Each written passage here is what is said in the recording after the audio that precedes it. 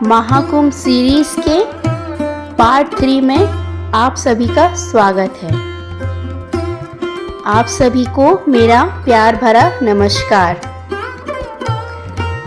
Mahakumbh part 3 में आज हम जानेंगे कि कौन थे दुर्वासा ऋषि और उनके द्वारा दिया गया भगवान इंद्र को श्राप।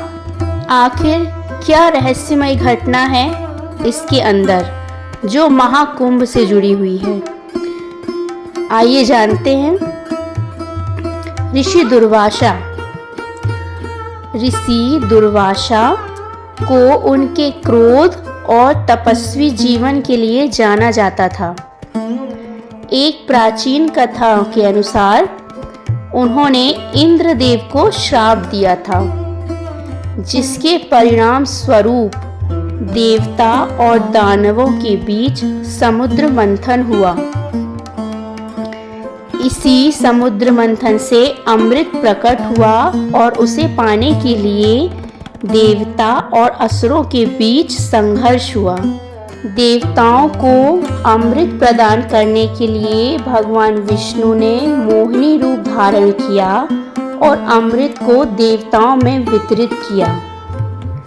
आज का जो रहस्य है वो एक श्राप से जुड़ा हुआ है। क्या है आखिर इसमें, आइए जानते हैं। इससे पहले अगर आप मेरे चैनल पे पहली बार आए हैं तो सब्सक्राइब कर लीजिए और बेल आइकन को हिट कर लीजिए ताकि मेरी सारी अपडेट्स आप तक सबसे पहले पहुंचे। और अगर आपको मेरा ये वीडियो पसंद आता है तो लाइक कीजिए, शेयर कीजिए और नीचे कमेंट सेक्शन में मुझे बताना मत भूलिए कि आपको आज का वीडियो कैसा लगा। तो आइए शुरू करते हैं आज का वीडियो जो जुड़ा हुआ है ऋषि दुर्वासा जी और इंद्रदेव से। आखिर कौन थे ऋषि दुर्वासा? ऋषि दुर्वासा महर्षि अत्रि और माता अनुसुईया के पुत्र थे। वे अपने असाधारण क्रोध और सिद्धियों के लिए प्रसिद्ध थे। उनके श्राप की शक्ति इतनी तीव्र थी कि देव, दानव, मनुष्य और यहाँ तक कि त्रिलोक के अधिपति इंद्र भी उनसे भयभीत रहते थे। लेकिन उनके क्रोध के पीछे सदैव कोई न कोई बड़ा कारण होता था जो धर्म और नीति की रक्षा से जुड़ा होता था। आखिर ऐसा क्या हुआ था कि दुर्वासा ऋषि जी ने भगवान इंद्र को श्राप दे डाला। एक बार ऋषि दुर्वासा देवलोक में विचरण कर रहे थे। उन्होंने अपनी तपस्या से प्रसन्न होकर एक सुंदर और दिव्य माला प्राप्त की थी। वे उस माला को इंद्र को भेंट करने के लिए ले गए।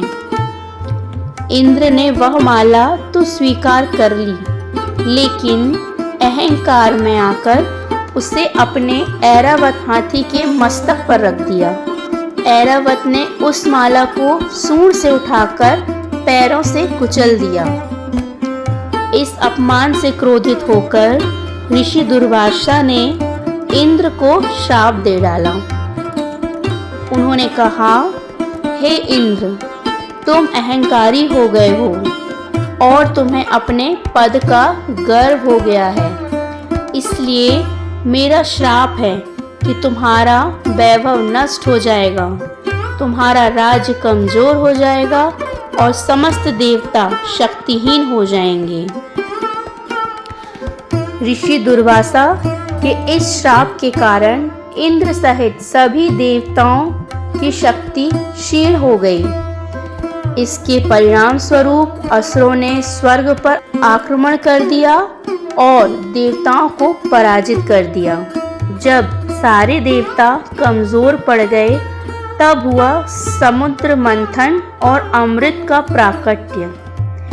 ऋषि दुर्वासा के श्राप से बचने और अपनी खोई हुई शक्ति वापस लाने के लिए इंद्र और अन्य देवता भगवान विष्णु की शरण में गए। भगवान विष्णु ने उन्हें समुद्र मंथन करने की सलाह दी।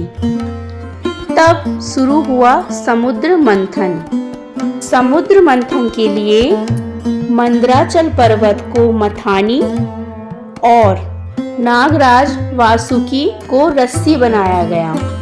देवता और असुर दोनों पक्ष समुद्र मंथन में लगे। भगवान विष्णु स्वयं कच्छप अवतार धारण कर समुद्र मंथन में सहयोगी बने। समुद्र मंथन से कई दिव्य वस्तुएं प्राप्त हुईं, जिनमें विष, कामधेनु, उच्चैःश्रवा, घोड़ा, ऐरावत हाथी, अप्सराएं, कौस्तुभ मणि, कल्प वृक्ष आदि शामिल थे। अंततः धन्वंतरी भगवान अमृत कलश के साथ प्रकट हुए। तब शुरू हुआ अमृत कलश और देवासुर संग्राम। जैसे ही अमृत कलश प्रकट हुआ, उसे पाने के लिए देवताओं और असुरों के बीच भयंकर युद्ध छिड़ गया।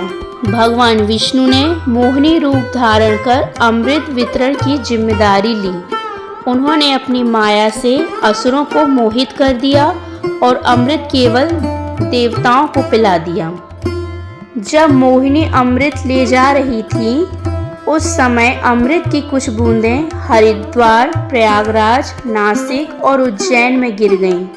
यही कारण है इन 4 स्थान पर हर 12 वर्ष में महाकुंभ का आयोजन होता है, जिसकी चर्चा हमने महाकुंभ सीरीज के पार्ट 1 और पार्ट 2 में विस्तृत रूप से की है। अगर आपने महाकुंभ सीरीज का पार्ट 1 और पार्ट 2 नहीं देखा है, तो आप मेरे चैनल पे ज़रूर ये वीडियोस देख सकते हैं। भारतीय सनातन परंपरा में ऋषि मुनियों का विशेष स्थान रहा है। उनके तप और आशीर्वाद से जहाँ जीवन में सुख समृद्धि आती थी, वहीं उनके श्राप के प्रभाव से बड़े बड़े राजाओं, देवताओं और असुरों को भारी कष्ट भी सहने पड़े। ऋषि दुर्वासा को उनके तप, सिद्धियों और विशेष रूप से उनके क्रोध के लिए जाना जाता था। उनका श्राप इतिहास की कई महत्वपूर्ण घटनाओं का कारण बना, जिनमें से एक समुद्र मंथन और उसके परिणाम स्वरूप महाकुंभ पर्व की उत्पत्ति भी हुई। महाकुंभ केवल एक धार्मिक आयोजन नहीं, बल्कि एक आध्यात्म, ज्ञान, साधना और मोक्ष प्राप्ति का मार्ग भी प्रदान करता है। जैसे ऋषि दुर्वासा के श्राप से समुद्र मंथन का जन्म हुआ, जिससे अमृत प्रकट हुआ और उसकी बूंदों से महाकुंभ स्नान का महत्व स्थापित हुआ। अब हम जानेंगे कि आखिर महाकुंभ के महास्नान का क्या महत्व है। महाकुंभ केवल एक धार्मिक आयोजन नहीं है, बल्कि यह आत्मशुद्धि, मोक्ष प्राप्ति और आध्यात्मिक जागरण का पर्व है। इसे संसार का सबसे बड़ा आध्यात्मिक समागम माना जाता है। महाकुंभ स्नान का आध्यात्मिक महत्व यह है कि ऐसा कहा जाता है कि महाकुंभ में स्नान करने से जन्म जन्मांतर के पाप नष्ट हो जाते हैं। कुंभ स्थल पर स्नान करने से आत्मा को शुद्धि प्राप्त होती है और मोक्ष का मार्ग प्रशस्त होता है। महाकुंभ के समय ग्रहों की विशेष स्थिति सकारात्मक ऊर्जा को बढ़ाती है। इससे स्नान का प्रभाव कई गुना बढ़ जाता है। महाकुंभ के दौरान देश विदेश से संत, महात्मा, अखाड़ों के साधु और श्रद्धालु एकत्र होते हैं, जिससे आध्यात्मिक ऊर्जा का संचार होता है। महाकुंभ में कुछ विशेष दिन अत्यंत शुभ माने जाते हैं, जिन्हें महास्नान दिवस भी कहा जाता है। इन दिनों का महत्व ज्योतिष गणना के आधार पर निर्धारित किया जाता है।